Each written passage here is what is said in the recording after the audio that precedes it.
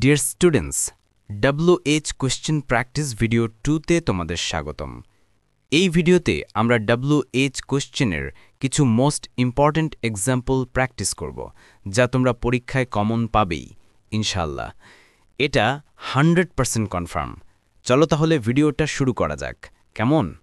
Example 1, she is a magistrate. Object যদি সাবজেক্টের পেশা হয় তাহলে ওয়ার্ড দ্বারা কোশ্চেন করবে, আর এক্ষেত্রে এই নিয়মটি ফলো করবে। 1, প্রথমে ওয়ার্ড বসাবে। 2, টেন্স অনুযায়ী সাহায্যকারী ভার্ব বসাবে।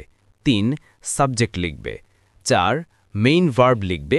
5, অবজেক্ট পেশাটি বাদ দিয়ে প্রশ্নবোধক চিহ্ন বসাবে। নিয়ম অনুযায়ী সেন্টেন্সের মধ্যে অবজেক্ট ম্যাজিস্ট্রেট হল সাবজেক্ট শিয়ের পেশা, তাই আমরা ওয়ার্ড দ্বারা প্রশ্ন করব।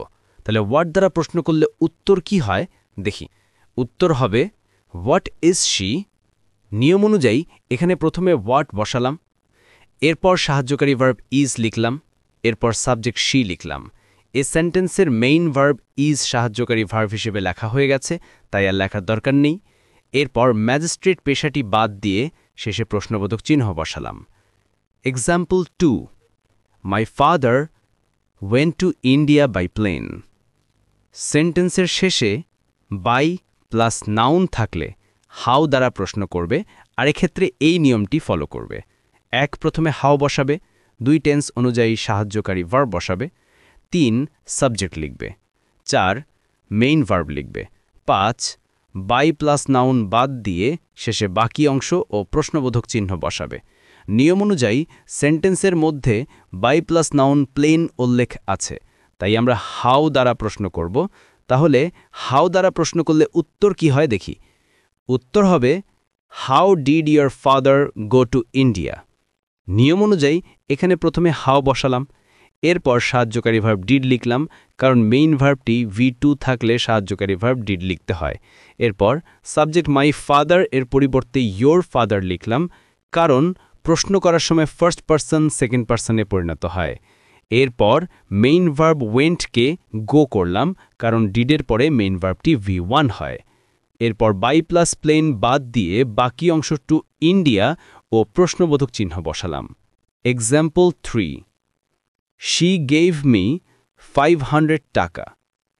সেন্টেন্সের শেষে টাকা বা ডলার উল্লেখ থাকলে হাউ মাচ মানি দ্বারা প্রশ্ন করবে, আর এক্ষেত্রে এই নিয়মটি ফলো করবে। 1, প্রথমে হাউ মাচ মানি বসাবে। 2, টেন্স অনুযায়ী সাহায্যকারী ভার্ব বসাবে। 3, সাবজেক্ট লিখবে। 4, মেইন ভার্ব লিখবে। 5, টাকা বা ডলার অংশটা বাদ দিয়ে শেষে বাকি অংশ ও প্রশ্নবোধক চিহ্ন বসাবে।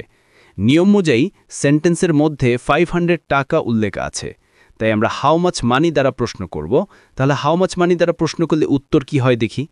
উত্তর হবে how much money did she give you. নিয়ম অনুযায়ী এখানে প্রথমে হাউ মাচ মানি বসালাম, এরপর সাহায্যকারী ভার্ব ডিড লিখলাম, কারণ মেইন ভার্বটি V2 থাকলে সাহায্যকারী ভার্ব ডিড লিখতে হয়। এরপর সাবজেক্ট শি লিখলাম, এরপর মেইন ভার্ব গেভকে গিভ করলাম, কারণ ডিডের পরে মেইন ভার্বটি V1 হয়।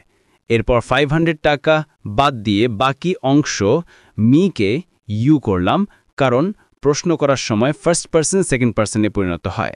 শেষে প্রশ্নবোধক চিহ্ন বসালাম। Example 4, I have been out of the country for 2 years. সেন্টেন্সের শেষে ফর বা সিন্স প্লাস টাইম উল্লেখ থাকলে হাউ লং দ্বারা প্রশ্ন করবে, আর এক্ষেত্রে এই নিয়মটি ফলো করবে। 1, প্রথমে হাউ লং বসাবে। 2, টেন্স অনুযায়ী সাহায্যকারী ভার্ব বসাবে। 3, সাবজেক্ট লিখবে। 4, মেইন ভার্ব লিখবে। 5, ফর বা সিন্স প্লাস টাইম অংশটা বাদ দিয়ে শেষে বাকি অংশ ও প্রশ্নবোধক চিহ্ন বসাবে। নিয়ম অনুযায়ী সেন্টেন্সের মধ্যে ফর 2 ইয়ার্স উল্লেখ আছে, তাই আমরা হাউ লং দ্বারা প্রশ্ন করব। তাহলে হাউ লং দ্বারা প্রশ্ন করলে উত্তর কি হয় দেখি। উত্তর হবে how long have you been out of the country. নিয়ম অনুযায়ী এখানে প্রথমে হাউ লং বসালাম, এরপর সাহায্যকারী ভার্ব হ্যাভ বসালাম, এরপর সাবজেক্ট আইকে ইউ করলাম, কারণ প্রশ্ন করার সময় ফার্স্ট পারসন সেকেন্ড পারসনে পরিণত হয়। এরপর মেইন ভার্ব বিন বসালাম, মনে রাখবে এখানে মেইন ভার্ব বিন।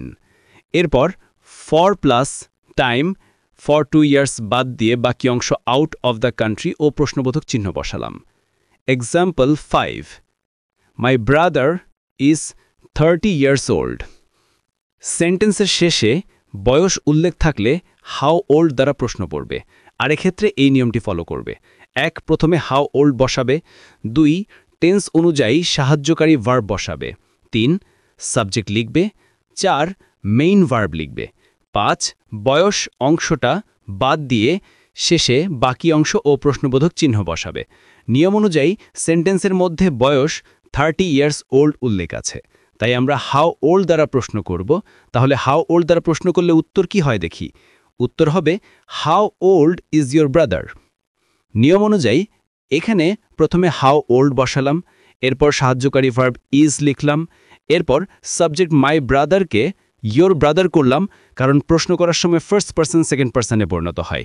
এখানে মেইন ভার্ব ইজ সাহায্যকারী ভার্ব হিসেবে লেখা হয়ে গেছে, তাই আর লেখার দরকার নেই। শেষে প্রশ্নবোধক চিহ্ন বসালাম।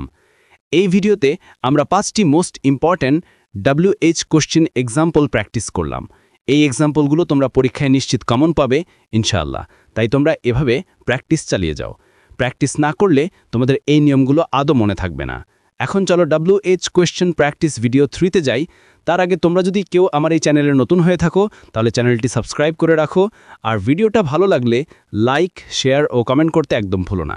তোমরা এই ভিডিওটা ফেসবুক পেজ থেকে দেখে থাকলে পেজটি অবশ্যই ফলো করে রাখবে।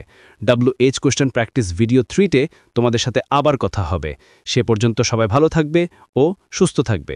আজ এ পর্যন্ত, আল্লাহ হাফেজ।